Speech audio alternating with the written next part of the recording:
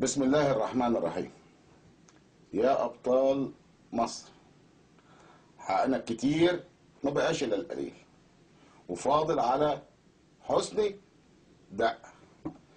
وزي ما حققنا اللي فات هنكمل لحد ما يرحل مبارك وكل رموزه، أو هنمسكهم ونحاكمهم. وعشان يحصل الكلام ده يبقى لازم نحقق أهداف محددة على الأرض. وسيبكم من الحاجات الرمزيه ونحاصر قصر وما نحاصرش قصر، ده كله كلام مش مجدي. احنا عايزين نعمل حاجات عمليه على الارض، ده اللي بيجيب نتائج. وشفتوا زي ما انتوا شفتوا النظام ده ما بيجيش الا بالعين الحمراء وبلوي الدراع. واحنا بمشيئه المولى هنلوي مش دراعه، لا، ده احنا هنلوي ان شاء الله بمشيئه الله وبقوتكم وبارادتكم برقبته مش دراعه. اظن دلوقتي مش محتاجين اعرفكم قد ايه قوتكم، كده انتوا عارفينها كويس. خلاص عرفتوا وشفتوا بعينيكم وصدقتوا كل كلمه انا قلتها، ما كدبتش. الحكايه كانت شويه خوف، الحمد لله ربنا شفانا من الخوف. لكن بقى احنا عايزين نكمل المشوار عشان بقى نشطب الحكايه ونستعيد بلدنا وفلوسنا وحريتنا وارضنا. لكن قدامنا شويه حاجات صغيره ننتهي منها وفي اسرع وقت عشان يتوكل على الله او يتمسك، وعشان نبتدي نفوق لبلدنا.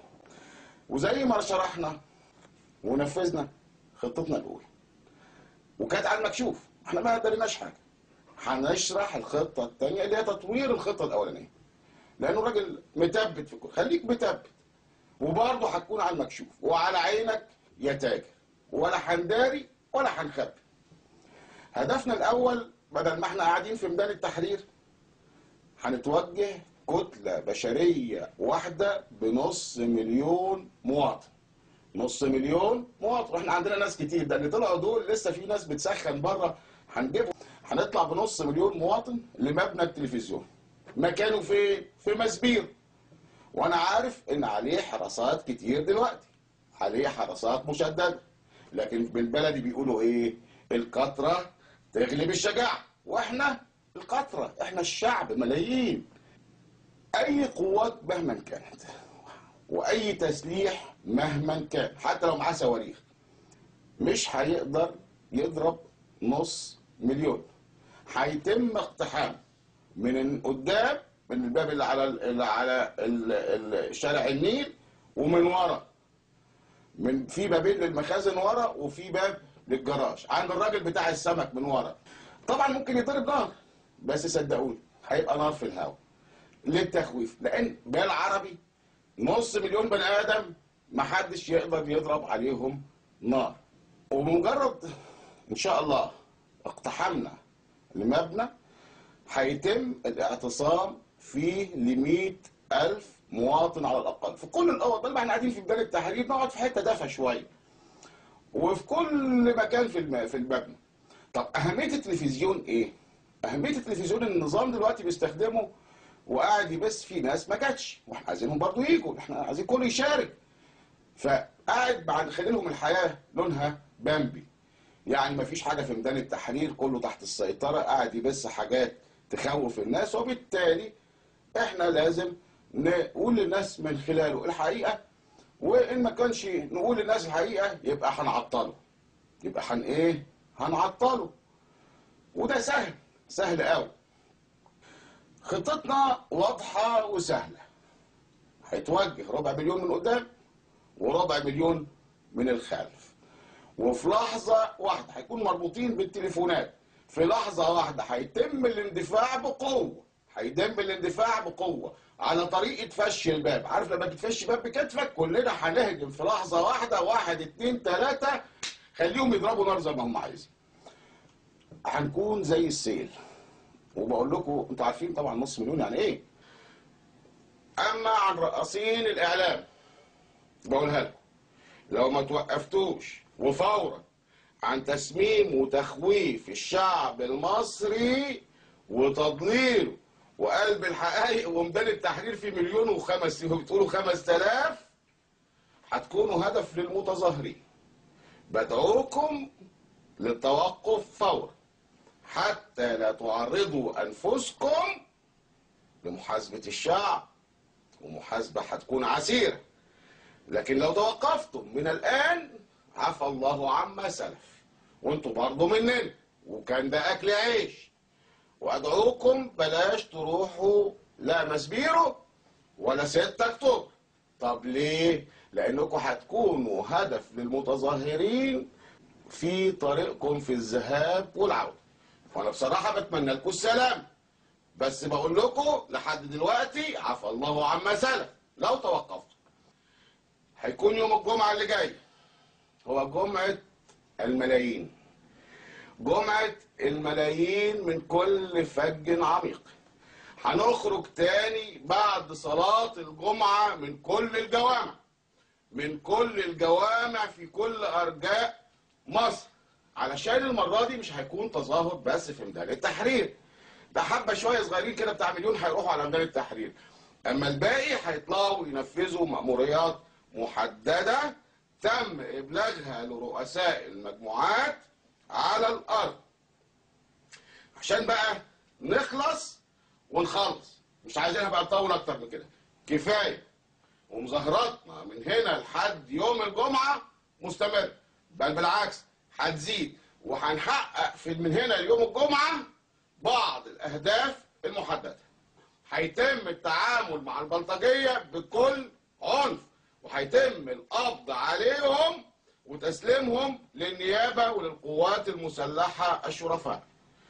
صدقوني البلطجية أجبن مما تتخيلوا، أجبن مما تتخيلوا. وأنا 20 سنة بشتغل مع البلطجية، فاطمنوا وابتدوا تعاملوا معاهم واقبضوا عليهم، والكثرة تغلب الشجاعة. الهدف الثاني ده يبقى قصة تلفزيون وخلصنا منها. الهدف الثاني هو قصقصة ايد مبارك. طب هو مبارك هو بيعمل حاجة؟ ما بيعملش حاجة. مين اللي بيعمل؟ اللي حواليه، وبالتالي لازم نقصقص اللي حواليه. طب هما اللي حواليه دول فين ومين؟ هقوله لكم. الراجل سيبوه للاخر خالص، حسني مبارك سيبوه اخر مرحله، لان هو دلوقتي مش في بيته، هو بيتنقل بين 3 غرف عمليات. الاولانيه في المنطقه المركزيه في غرفه عمليات تحت الارض، ودي معروفه في العباسيه ورا مصلحه الاحوال المدنيه.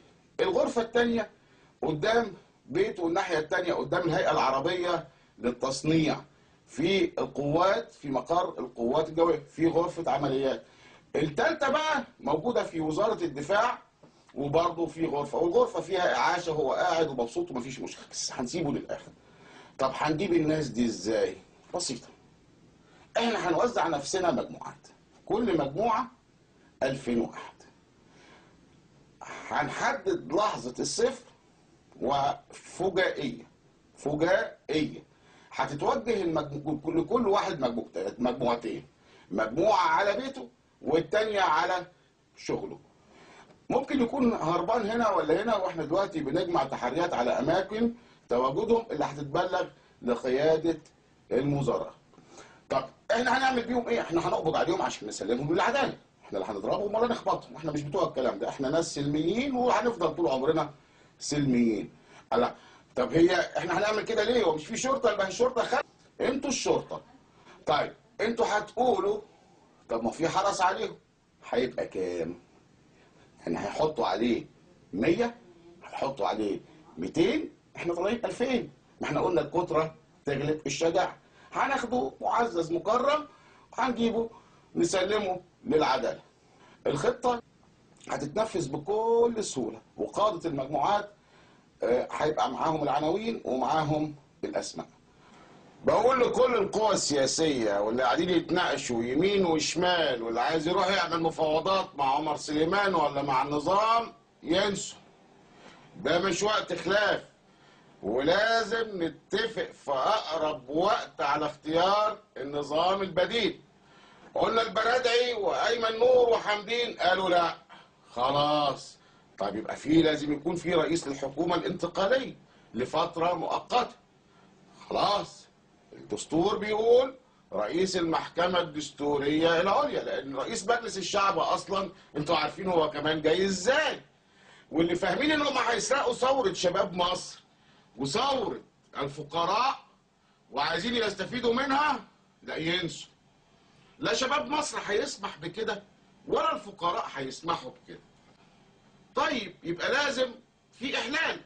مفيش مانع ان رئيس المحكمة الدستورية العليا ومعاه 4 من المستشارين المشهود ليهم بالكفاءة زي المستشار الخضيري والمستشار البسطويسي والمستشار زكريا عبد العزيز والمستشار احمد مكي، هيقول لك الحمد لله لهم اخوان ولا ليهم دعوة بالاخوان، ودول قضاة مصر اللي فوق دماغنا كلنا، يسيروا امور البلاد ويمهدوا للانتخابات، واللي عايز ينزل اهلا وسهلا بعد 6 شهور ينزل، واللي الناس تختاره وتختاره. يا جماعة كارت المحروق اللي بيستخدمه مبارك بيرجع يستخدمه، بيخوف بيه العالم، لأن الاختلاف دلوقتي بيصب في مصلحة مبارك، هم عايزين ده بالظبط. واللي هيقعد يقول لك هتفاوض مع الحكومة ولا هتفاوض مع رئيس الوزراء أحمد شفيق ولا مع عمر سليمان، وبقول لكم الشعب مش هيرحمكم، الشعب مش هيرحمكم، والشعب مش عبيط، وشأنكم شأن مبارك، وأنتم تتواطؤون على ثورة الشعب. الثورة مش بتاعت حد، الثورة بتاعت شباب مصر وشعب مصر والفقراء. بحذركم، الاتفاق الاتفاق الاتفاق، الاختلاف لصالح، هيكون لصالح هذا النظام. عمر سليمان مرفوض، مش هنطلع من فحرة نقع في ضحضرة ابدا. عمر سليمان هو الوجه الثاني لمبارك، بل قد يكون اسوأ. ورئيسنا اللي هيختاره الشعب، لا من تل ابيب ولا من واشنطن. انتوا اللي هتختاروا، وانتوا اللي طلعتوا بالثوره، وانتوا مش هتسمحوا لحد يسرق ثورتكم ابدا. رئيسكم انتوا اللي هتختاروه، وبارادتكم وبانتخابات حره ونزيهه. طيب يعملوا ايه؟ في وسط الملايين يطلع رئيس المحكمه الدستوريه العليا يحلف اليمين الدستوريه كرئيس مؤقت للبلاد، ومعاه المجلس. ليه؟ لان الشعب اللي هو انتوا هو مصدر السلطات. انتوا مصدر السلطات، انتوا اللي بتعينوا الرئيس. وكده مبارك خلاص اصبح رئيس مصر الصادق، لانه فاقد الشرعيه. ده الخيبه التقيله ان عايز مجلس الشعب ينظر، مش عارف اذا كان مجلس مزور. انت بتكلم ناس بتريل ولا فاهم الناس هبله؟ يا عم ارحمنا بقى، انسى انسى يا عم. وبعدين انتوا خايفين من ايه؟ ما هو كل واحد شاف بعينيه، يعني اللي هيجي هيمشي على الصراط المستقيم، واحنا ما وراناش حاجه، واللي عملناه هنعمله 100 مره لو اي واحد فكر انه يستغل الغلابه.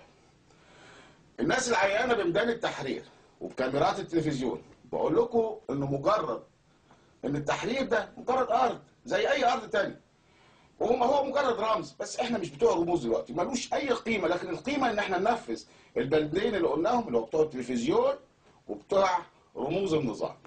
وبعد كده نبقى نرجع نقعد في ميدان التحرير، ما نقعدش، دي حاجه هتبقى براحتنا يعني. بس المهم عشان نخلص الدور ونلم المسائل، نخلص مسبيرو وشويه الناس دول. بقول لكم الجيش معاكم، ما تخافوش، ما تخافوش منه.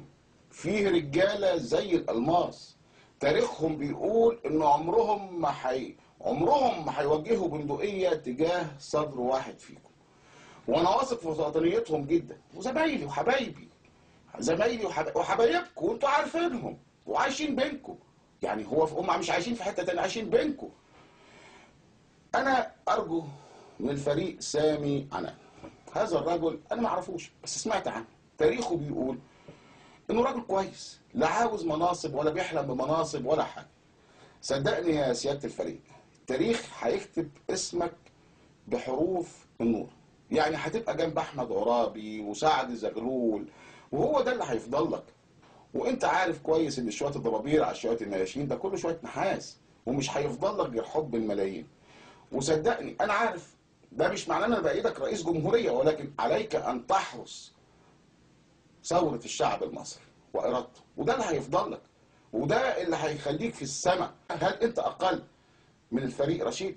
بالعكس، انا متاكد ان انت افضل بكتير، صدقني. والارزاق على الله. التاني قال له على جثتي، قال لابن علي، قال له اضرب الناس، قال له على جثتي. هل هتضرب الناس يا سياده الفريق؟